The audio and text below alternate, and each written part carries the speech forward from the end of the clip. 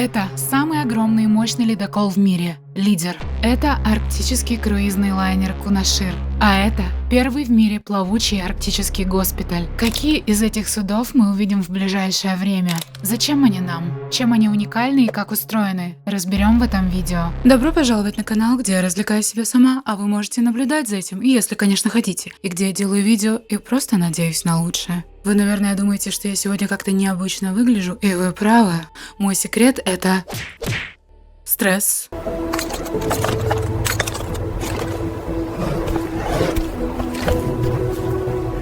Севморпуть, СМП или Северный морской путь. Это самый короткий наводный путь между Европой и Азией, проходящий вдоль северных берегов России через моря Ледовитого океана, от Карских ворот до бухты Провидения. Из-за того, что большая часть маршрута скрыта под тяжелыми льдами, движение судов здесь всегда зависело от работы мощных ледоколов. Сегодня эта артерия связывает порты Арктики и большие сибирские реки в одну мощную логистическую цепочку. Главная ценность маршрута в огромной экономии времени и топлива. Путь из Японии в Роттердам через Арктику короче привычного маршрута через Суэцкий канал почти на 40%. И, конечно, для работы в таких суровых условиях необходим спецфлот. Россия обладает единственным в мире атомным ледокольным флотом, который позволяет судам ходить по Арктике круглый год. Развитие этой отрасли началось с парового Ермака, а прорыв случился с появлением Ленина, первого в истории атомного ледокола. На данный момент состав ледокольного флота такой. Это 43 судна, и самые значимые из них 8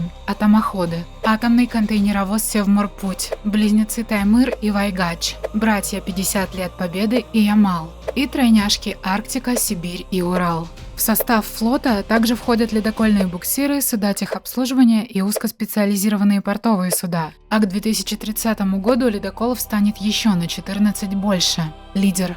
Ближайший и самый громкий проект – это крупнейший, самый мощный и продвинутый в мире ледокол «Лидер», разработанный ЦКБ «Айсберг» в Санкт-Петербурге. Строится «Лидер» в ССК «Звезда» в Приморском крае по заказу Росатома. По проекту он будет введен в эксплуатацию уже в 2027 году. Стоимость строительства 127,5 миллиардов рублей. И эта махина действительно поражает. Гигант водоизмещением 71 380 тонн, длиной в 209, высотой в 18,9, а шириной в 47,7 метра сможет оставлять за собой во льду канал шириной 50 метров. Осадка ледокола при его весе составит немалые 13 метров. На самом деле цифры очень сильно разнятся от источника к источнику, поэтому будем считать их приблизительными. Это касается всего видео. Лидер рассчитан на автономное плавание непрерывные 8 месяцев. Скорость лидера будет доходить до 24 узлов на чистой воде и 12 на льду до 2 метров. При этом он способен пробивать льды до 4,3 метра. Для сравнения, 50 лет Победы может пробивать льды до 2,8 метра, а новый Арктика до 3 метров. То есть Лидер сможет легко заходить в районы с многолетними паковыми льдами, в отличие от своих собратьев. Лидер будет оснащен 2 ядерными силовыми установками Ритм-400, мощностью на винтах 120 МВт и тепловой мощностью 315 МВт. И опять же для сравнения, у последней новой Арктики мощность на винтах только 60 МВт. Кроме того, топливо установки Лидера нужно будет обновлять лишь раз в 10 лет. Срок службы рассчитан при этом на 40 лет. Этими 2 установками можно было бы запитать город с населением около 200 тысяч человек почти на 10 лет. Подобный специализированный гигантский пауэрбанк у нас, кстати, уже есть. Это академик Ломоносов. Дальность плавания Лидера при всем этом практически не ограничена. Винты ледокола изготовлены из графена, новейшего материала, аналогов которому нет. Этот материал впервые был получен только в 2004 году и уникален тем, что в 200 раз прочнее стали. Экипаж 127 человек, пассажирская вместимость 12. В надстройке будут располагаться множество помещений, в их числе бассейн, сауна, кинозал, кают-компания и столовая, буфет, спортивный зал, залы для волейбола, баскетбола, комнаты отдыха, амбулатория и другие. Для экипажа предусмотрены одноместные каюты, но есть и помещения для принятия на борт научных групп или пассажиров. У Лидера будет своя вертолетная площадка, способная принимать даже огромные тяжелые вертолеты Ми-8 и Ми-38, а также на борту есть несколько спасательных катеров.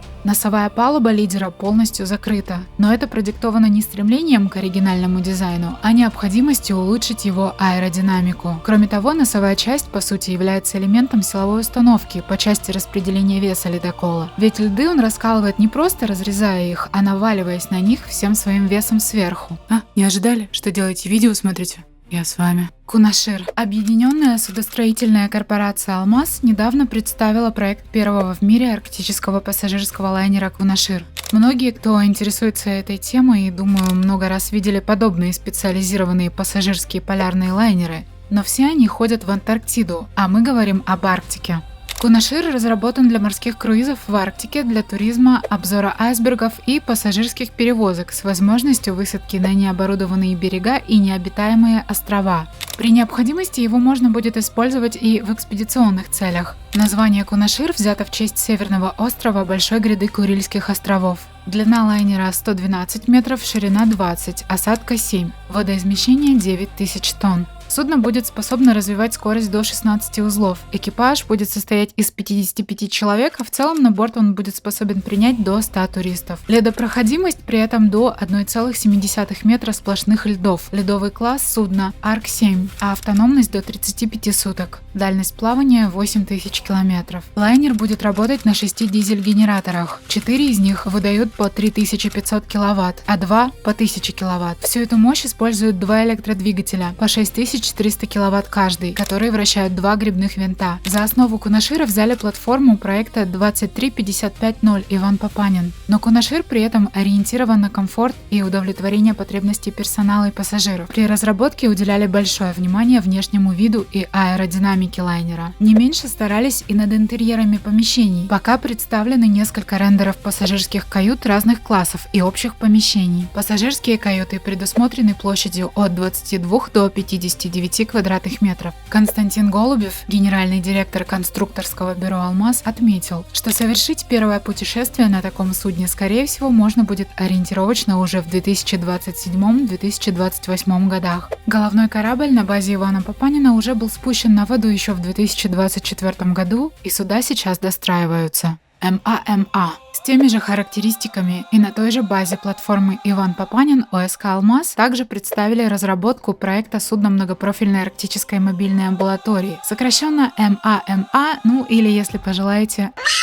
На борту судна будет открыт полноценный госпиталь с операционными, способный вместить 200 пациентов. Для экстренных случаев предусмотрены вертолетная площадка и катера, некоторые из которых на воздушной подушке. Планируется, что судно сможет прибывать к находящимся в море судам в экстренных случаях, когда требуется медицинская помощь, а также может использоваться в качестве автономной плавучей поликлиники и больницы для отдаленных населенных пунктов, особенно тех, к которым доступ лишь по морю. Проект представили на форуме «Арктика. Настоящее и будущее». О точных сроках реализации судна пока не сообщалось. А если бы вам выпала возможность выбирать отправиться в круиз в Антарктику и Арктику, что бы вы выбрали? Пишите, пожалуйста, в комментариях. Спасибо за просмотр, буду рада лайкам, комментариям, поддержку канала и, конечно же, подписывайтесь, чтобы не пропустить новые видео.